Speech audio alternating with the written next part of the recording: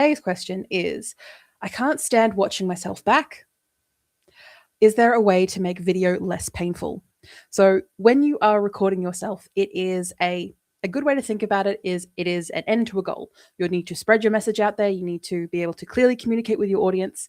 And the best way to do that at the moment, at this present time in this world, is by using video, because video captures both the auditory, what you're saying, the visual, how you look, and it is able to encapsulate a very human aspect, which is emotion, your passion, how you feel about what you're talking about, being able to share those values and those opinions with another human being. I should really stop hitting the mic. With another human being. And when you can't stand to watch yourself back, it is usually a case, and I hate to say this, and this may sound a bit mean of me, but it's about getting good. Essentially, a little bit of you're not practiced enough.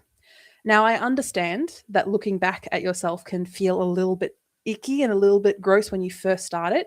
Like any practice, it's going to require a little bit more of you than just click and record and hope for the best.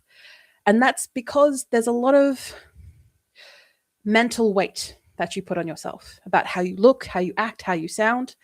And when you don't put your customer first, when you don't put your customer avatar, the person that you're doing this for, in the front of everything that you do, we do have a tendency of looking at the camera like a mirror and going, ooh, look at me, ooh.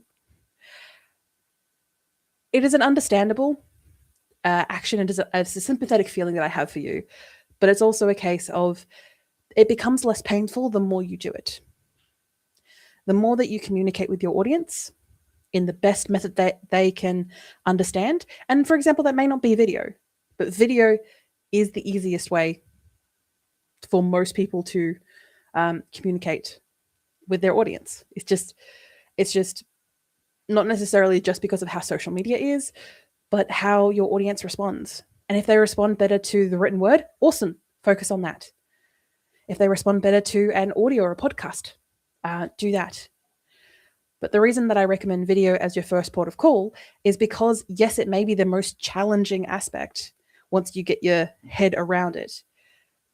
But once you've got it going, you can use those skills in every single aspect of the way that you spread your message out there. And when I've recently worked with a bunch of ladies, which is today was their graduation, where we worked with each other for about 6 sessions. And I showed them some videos we recorded in our first session. And at first they were a little bit pained, a little bit off. Why are you doing this to us, Zoe? But it was to showcase how far they'd come in such a very little amount of time, because they've changed their mindset. Now, I know that may make me sound very guru-ish and very of I'm here to sell you a course type people. I have no intention of doing that. I'm just saying that if you want to use this to the best advantage that it has, it requires you to gump up and put them first. And you can do that. And you can move past anything that feels painful or looking at yourself back, because it's not for you, it's for them. And you can do that.